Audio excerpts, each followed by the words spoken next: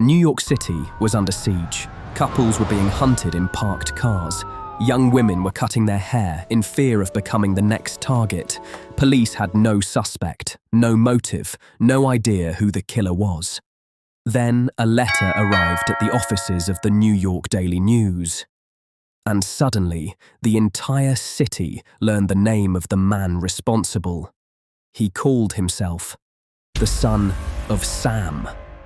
But by the time that letter arrived, 6 people were already dead, 7 more had been shot, and the city was living in fear of a man no one could identify.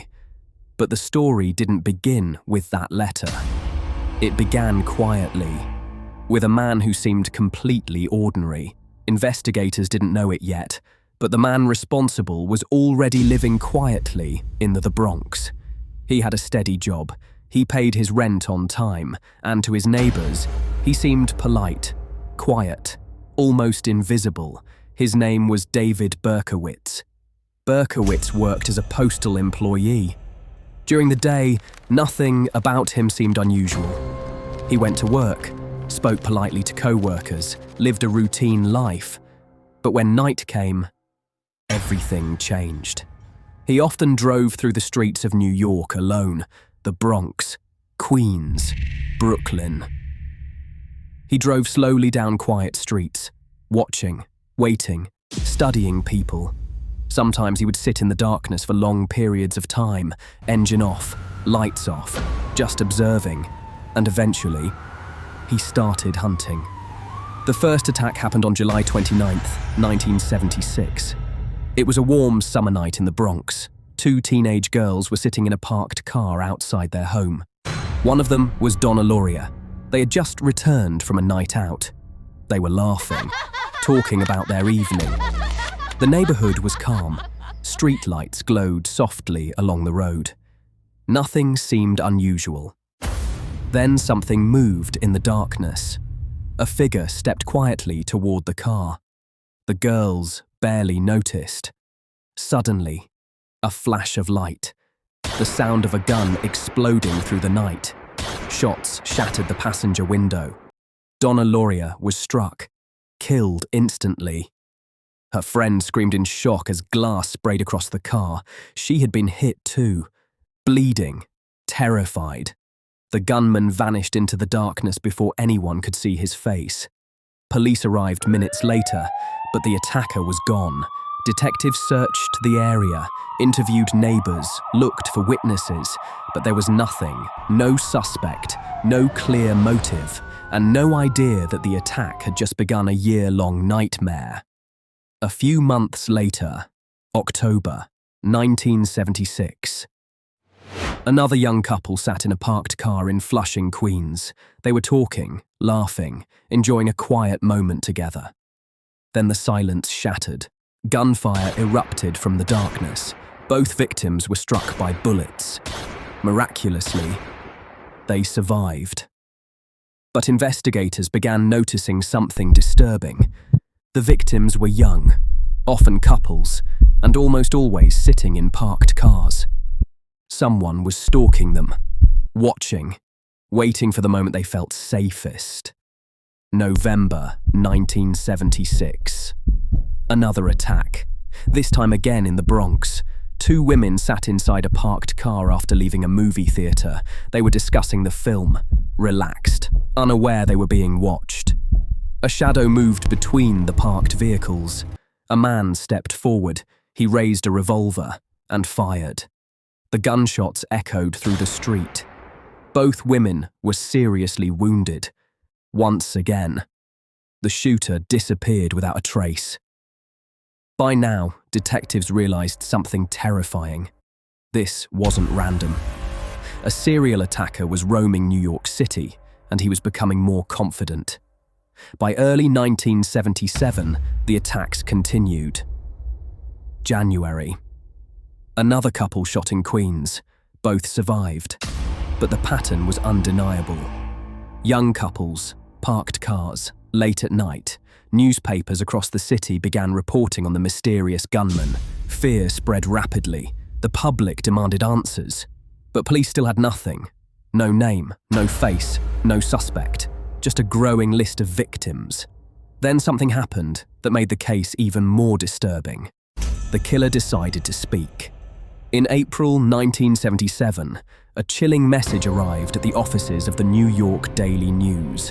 The letter was written in strange handwriting, almost playful. The writer mocked the police, taunted investigators. He seemed to enjoy the fear he was creating. He described himself in bizarre and disturbing terms. At one point, he claimed that a neighbor's dog was possessed by a demon, and that the demon ordered him to kill. To investigators, the letter sounded unhinged. But it also sounded proud. The writer wasn't hiding. He wanted attention. He wanted the world to know he existed.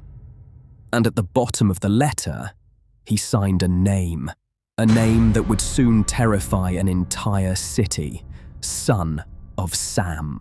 The media exploded with the story. Now the killer had an identity, and panic spread across New York. Women with long dark hair, a feature many victims shared, began cutting or dyeing their hair. Couples stopped sitting in parked cars. Restaurants and bars emptied earlier than usual. People rushed home before nightfall. The city that never slept was suddenly afraid of the dark. Then the killer changed his method. In March 1977, a college student named Virginia Voskerichian was walking home in Manhattan. The streets were quiet. She carried her books as she approached her apartment building. She had no idea someone was behind her. Footsteps echoed faintly on the pavement. She turned slightly, confused, but it was too late. The gunman raised his revolver and fired. Virginia Voskerichian collapsed on the sidewalk. She died at the scene. Now the killer had proven something terrifying. He didn't have to be in a car to become his victim. Anyone alone at night could be a target. Police launched one of the largest investigations in New York history. Hundreds of detectives joined the search. Witnesses were interviewed. Sketch artists worked day and night. Thousands of tips flooded police stations. People reported suspicious neighbors, suspicious co-workers, suspicious strangers. But the killer kept escaping. Attack after attack, month after month, until one night. He made a mistake. July 31st, 1977. A young couple named Stacy Moskowitz and Robert Violante sat in a parked car in Brooklyn. They had just finished a date. The night felt peaceful, quiet. They talked about their evening, made plans to see each other again. Then a shadow appeared beside the car. Without warning, gunfire exploded through the window. Stacy Moskowitz was struck in the head. Robert Violante was hit in the face. The attack lasted only seconds. Then the gunman ran.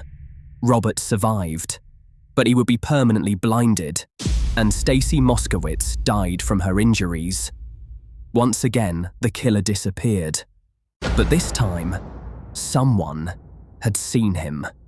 A witness reported a suspicious man nearby. Detectives rushed to the area, searching for anything unusual, any clue, any vehicle that didn't belong. Then one officer noticed something small, a parking ticket. It was attached to a yellow Ford parked near the crime scene. The vehicle had been ticketed shortly before the shooting. Detectives ran the license plate. The car was registered to a man named David Berkowitz. At first, the name meant nothing, but investigators began digging deeper. Berkowitz lived nearby. His appearance resembled witness descriptions, and suddenly, everything started lining up. Detectives decided to visit his apartment building in the Bronx. Late at night on August 10th, 1977, his car was parked outside. When officers looked through the window, they saw something chilling. A rifle, a bag filled with ammunition, and maps of the crime scenes across New York. It was enough. Detectives waited. A short time later, Berkowitz stepped outside the building. Officers approached slowly, carefully. One detective looked at him and asked a simple question. "Do you know why we're here?" Berkowitz stared at them calmly, almost relieved. Then he said 4 quiet words. "You got me." Just like that, the most feared killer in New York was finally captured. During interrogation, David Berkowitz confessed to the shootings.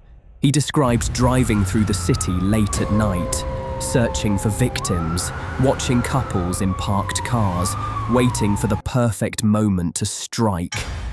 Investigators later recovered the .44 caliber revolver used in the attacks, the weapon that had terrorized New York for over a year.